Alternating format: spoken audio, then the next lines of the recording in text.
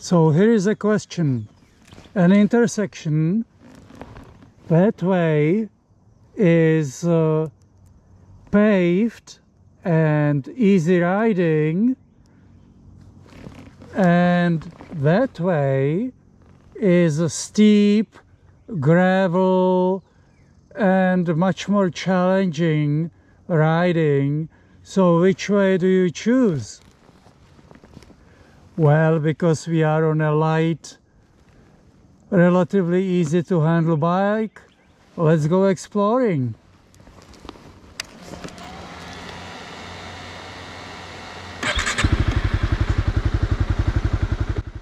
It seems that many riders, even the experienced ones, are missing on the joy of riding light motorcycles, and it's quite obvious that many riders buy bikes that are too big for them, whether for their skill level or for the purpose they are using them. And here in North America, one can buy any motorcycle right after getting a license. So a newbie can buy a 1 liter 200 horsepower bike, no problem. Let's go through some of the advantages that make lightweight bikes so much fun to ride and own. And of course, not all of that is spark and shine. So some disadvantages will be mentioned later. So obviously, lightweight bike means nimble, easy handling, which means that the rider is more likely to explore roads the rider otherwise wouldn't consider. And also parking. Heavy bikes are not so easy to park. One has to be careful, choose parking spots very carefully, especially when on a road trip. In the city it's not a big deal, everything is paved, but on a road trip shoulders can be soft, parking lots by forests, by conservation areas, by parks can be tricky. So with a light motorcycle it doesn't matter, you park it wherever you want, however you want. With a big bike you have to plan your approach and departure and be careful your bike doesn't sink into the ground, the side stand, and doesn't topple over. Roadside repairs, again, lighter motorcycles much easier to handle repairing than dealing with a heavy cow. And also another advantage of lightweight motorcycles, obviously they have smaller engines, and lightweight can be relative, so I am referring to bikes that go usually up to 300 cc's. After that, after 300 cc's, the bikes start getting quite heavy. So 300 cc is about 150, 160 kilograms, maybe 170, which is around 330 to maybe 370 pounds.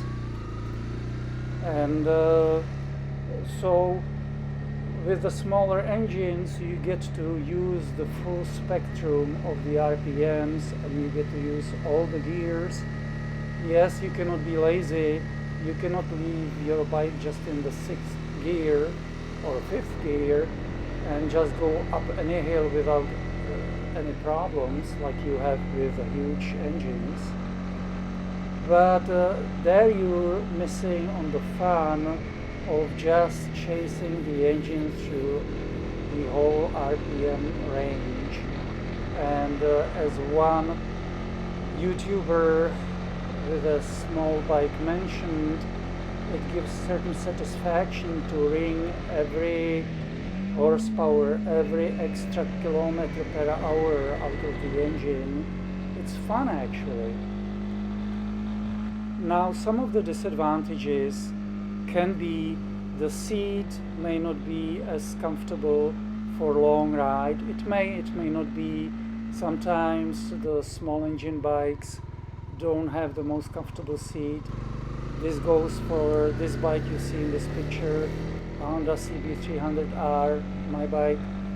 The seat is quite hard, so it depends. And there is not as much space for luggage, so you have to be resourceful. There have been people who have gone camping with Groms, and that's a tiny bike. So it can be done, but one cannot just throw the stuff on the bike like you can with huge adventure bikes. You have to be inventive, resourceful, which can be actually a good thing sometimes.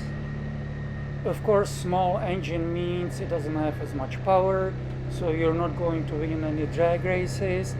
And yes, unfortunately, you're going to arrive to your destination 2 to 5 minutes later because you cannot blast off from the stop signs as quickly as you can do with 100 horsepower bikes, but you get to enjoy other aspects of the ride more. And of course, your macho, big boy, tough biker image will not get bolstered by riding on a small motorcycle. And if you come to a bike social, they may not pay too much attention to your bike.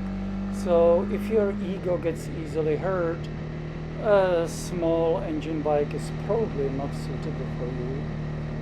Now, because lighter bikes are easier to get to more challenging places, more challenging roads and so on, there seems to be more adventure packaged in the lighter bikes. Of course, unless the rider is an expert in riding off-road and so on any bikes. There are people like that, but that percentage is extremely low.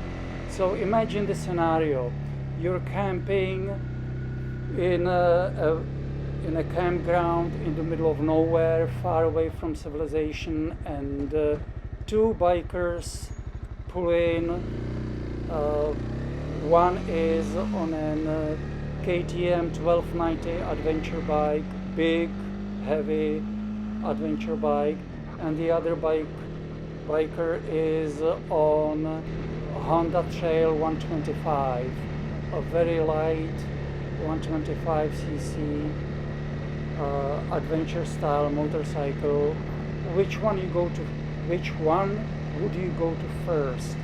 Personally, I would make a beeline for the guy on the Trail 125 because I'm sure he would have more adventures to talk about due to the ability to get to places and to have more fun on the bike. And that's all for this video. Thanks for watching. Wishing you joyful and safe riding. Michael out.